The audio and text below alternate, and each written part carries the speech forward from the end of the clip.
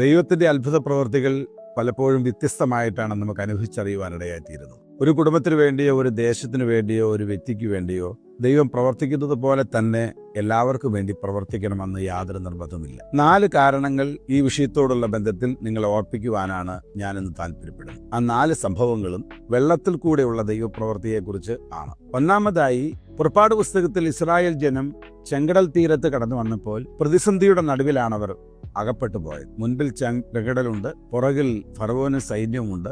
ഓടി രക്ഷപ്പെടുവാൻ കഴിയാതെ ഇരുപുറവും വലിയ പാറക്കെട്ടുകളാണ്. അവിടെ വെച്ച് ദൈവം അവർക്ക് വേണ്ടി പ്രവർത്തിച്ചത് ചെങ്കടലിനെ 2ആയി പിളർന്ന് ഒരു പുതിയ വഴി ഒരുക്കി അവരെ അക്കരെ കടത്തുക എന്നുള്ളതായിരുന്നു. യോന പ്രവാചകന്റെ പുസ്തകത്തിൽ തന്റെ ജീവിതത്തിൽ കടന്നു വന്ന അനുസരണക്കേട് നിമിത്തം യോന ദൈവസേനയിൽ നിന്ന് അകന്ന് തർസീസിലേക്കുള്ള ഒരു കപ്പൽ യാത്രയിൽ ഉണ്ടായ കടൽക്ഷോഭത്തിന് നടുവിൽ യോനയെ തന്റെ ആവശ്യപ്രകാരം സഹയാത്രികരായ പ്രിയപ്പെട്ടവർ കടലിലേക്ക് വലിച്ചെറിയുകയാണ്. ആ കടലിലേക്ക് വലിച്ചെറിഞ്ഞാൽ യോന എന്നേക്കുമായി അവസാനിച്ചു പോകുമെന്ന് എല്ലാവർക്കും അറിയാം. എന്നാൽ എല്ലാ പ്രതീക്ഷകളും നഷ്ടപ്പെട്ട സമയത്ത് യോനയ്ക്ക് വേണ്ടി ദൈവം ഒരു താൽക്കാലിക വഴി ഒരുക്കുവാനിടയായിത്തീർന്നു. ഒരു മത്സ്യം അവിടെ വന്നു. അവനെ സഹപ്രവർത്തകർ വലിച്ചെറിഞ്ഞത് കടലിലേക്കാണെങ്കിലും അവൻ ചെന്ന് വീണത് ദൈവത്താൽ ഒരുക്കപ്പെട്ട ആ മത്സ്യത്തിന്റെ വായിലേക്കാണ്. അത് അവന് വേണ്ടി ദൈവം ഒരുക്കിയ ഒരു താൽക്കാലികമായ ക്രമീകരണമായിരുന്നു. ചിലപ്പോഴൊക്കെ ദൈവം നമ്മുടെ അടിയന്തരമായ ജീവിത സാഹചര്യങ്ങൾ മനസ്സിലാക്കി താൽക്കാലികമായ ചില വഴികൾ ദൈവം നമുക്ക് വേണ്ടി വരും. അത് സ്ഥിരമായിട്ടുള്ളതല്ല.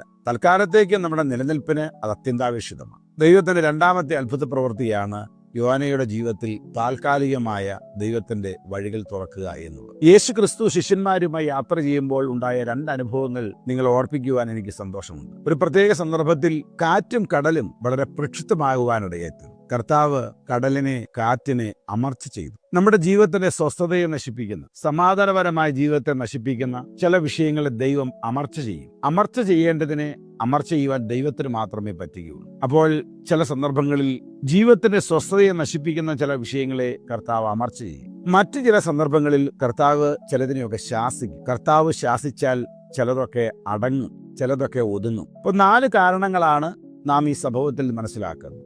1, കർത്താവ് അമർച്ച ചെയ്യുന്നു. 2, കർത്താവ് ശാസിക്കുന്നു.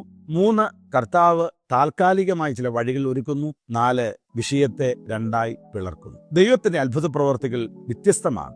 നമുക്ക് വേണ്ടി ചിലതിനെ അമർച്ച ചെയ്യുകയാണോ, ചിലതിനെയൊക്കെ ശാസിക്കുകയാണോ, ചില ഇടങ്ങളിലൊക്കെ നമുക്ക് വേണ്ടി താൽക്കാലികമായ ചില ക്രമീകരണങ്ങൾ ചെയ്യുകയാണോ, ചിലതിനെ 2ആയി പിളർത്തുകയാണോ ചെയ്യേണ്ടത്?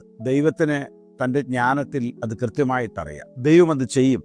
നമ്മെ സ്നേഹിക്കുന്ന കർത്താവ് അത് ചെയ്യുന്നത് നമുക്കെന്നും ഒരു അനുഗ്രഹത്തിന് കാരണമായി തീരും.